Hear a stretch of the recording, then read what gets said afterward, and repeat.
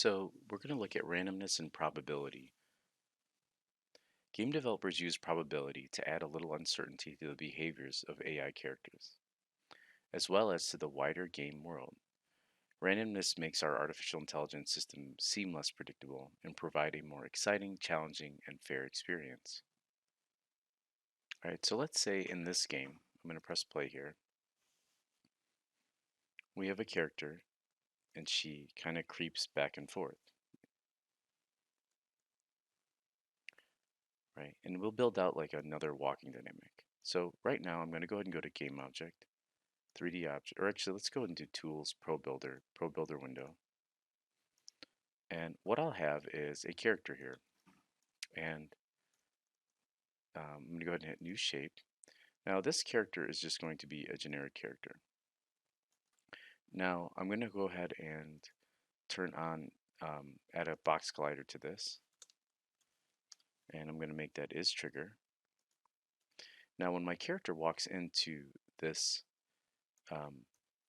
cube, which represents a character. So let's go ahead and remove our mesh collider for a second. What we're going to do is we're going to have it spawn a very simple dice game.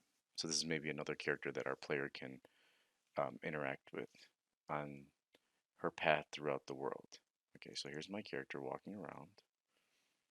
And so I want it where I walk up into this character, or up to this character, and the dice game launches.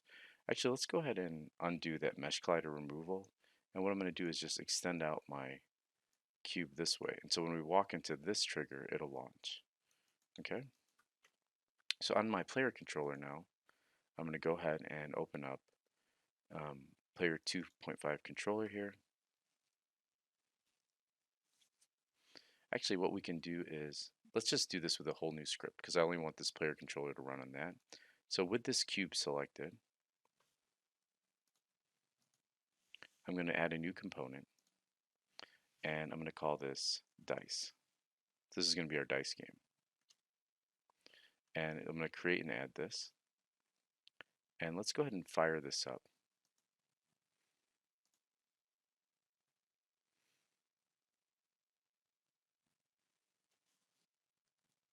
So we can do that by double clicking this slot here. And I'm going to zoom in here for a minute. So what we'll do is we're going to make a very simple dice game, and it'll be popped up on a canvas. And if the player wins, so let's go ahead and write this out. So player wins if the input of the game matches that of the random number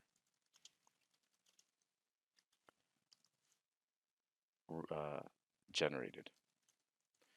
So we'll have it like unlock a door, or the other non-playable character will give us some information.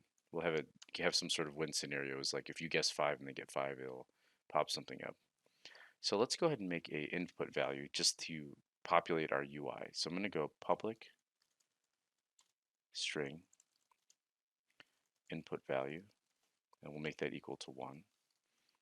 So this is a placeholder for the input value of our UI.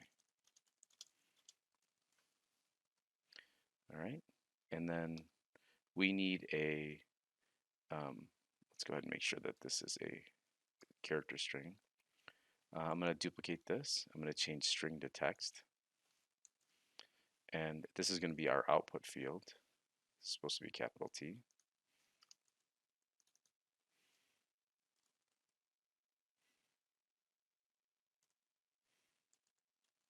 This is our output text. And we don't really need a value for that right now. Now I'm going to hit Alt Enter on this. And it says using Unity Engine UI. I'm going to hit Enter on that because we need that for this. And I'm going to go ahead and duplicate this. Change text to input field. And I'm going to duplicate this. And I'm just going to make it a lowercase I. And then we need a reference to a button. So button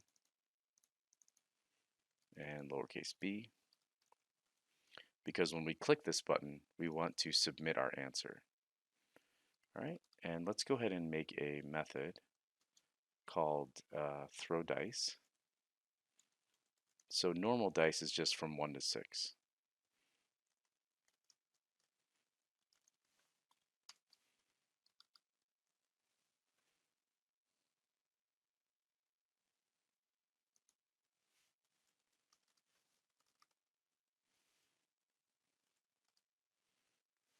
And I'll just make a variable in here really quick called dice result, because I just want to get rid of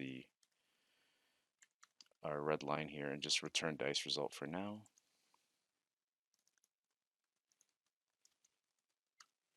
All right, so to get rid of that thing. So now, to get rid of the red squiggly there for my method. Okay, so what we want to do here is, in the dice result, I just want to get a random number. So random number from 1 to 7.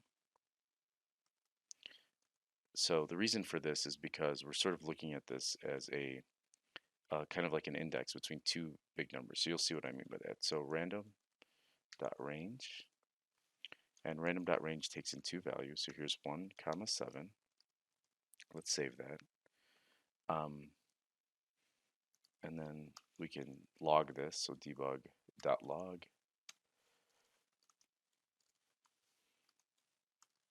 dice tossed.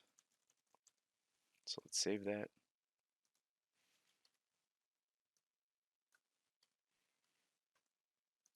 All right, so we return our dice result. So this is our random number generator when the dice is tossed.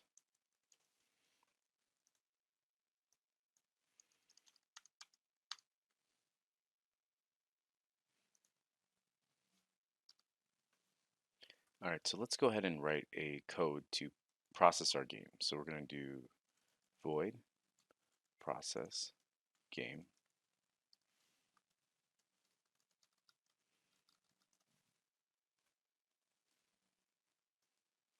All right, so we want to make input value here equal to our input text stream, right?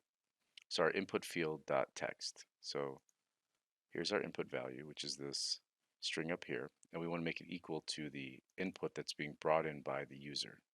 So input value equals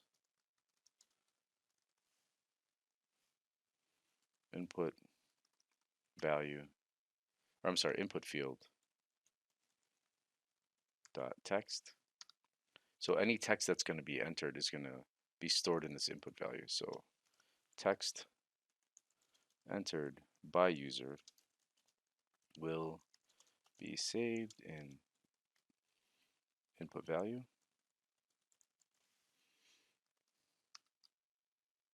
And we're going to do a try and a catch here to look for errors. So, and really this is more for, we're going to check if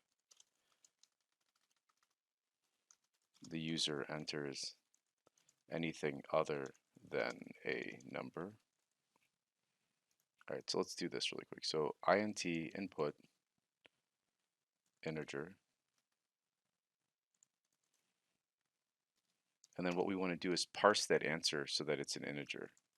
So if the person enters something that doesn't come off as a number for this input value, so they letter like an A or something, but if they enter like a 1, 2, 3 as a character string, which is the way that it reads in from the input fields, it's going to convert those numbers into an integer number. So here's our input integer. And so they have, there's a total of 6 values. So let's just set that to 0 for now, equals 0. So let's make sure to comment this too. Convert input to integer. And let's do a for loop. So for, then tab, tab. And what we're going to do is I is less than 10. We're going to create a variable called dice result and make that equal to our throw normal dice method. Okay, so if dice result is the same as 6. So notice here that we throw normal dice. If dice result is equal to 6, so here's our value, right? We're getting a random number, and then we're returning that.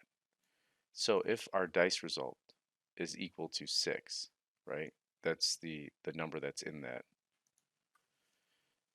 We want to say that um, we want to increment our six-sided dice, which is equal to 0 right now.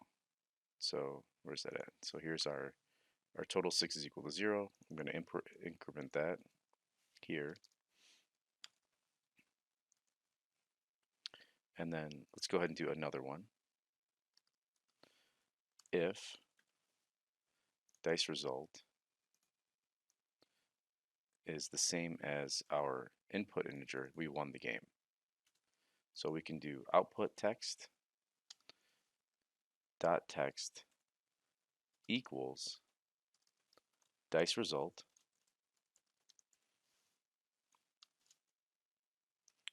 plus our actual dice result, right, which is going to be a string that's inputted in, plus, I'm going to go to a new line here just to kind of, so you can see it. We're going to do new line, you win. So if our dice result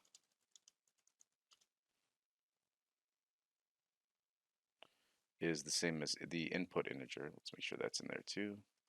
Input integer, remember, is the number the user is putting in. If our dice result, if our player guesses correctly,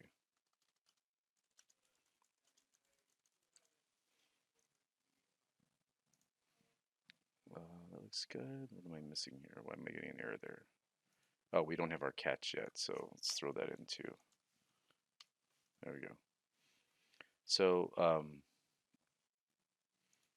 right, so we want to get our else in there. So let's do else. If they didn't guess correctly, we'll just do the same thing, but we'll write you lost, and maybe we won't be so enthusiastic about it. All right. Let's do our catch statement here. Now, what we're looking for our catch is a couple things. It's not a number, right? They put a letter S in. So we're going to do a output text letting them know, please enter a number. And then we also need to throw an error. So debug dot error.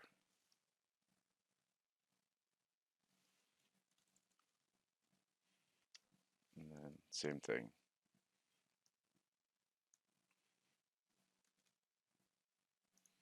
And we want to do output text dot text.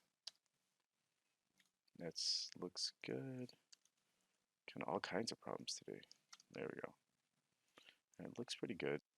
All right, what we'll do in the next video is we'll actually create the UI and that we're going to hook all this stuff up to.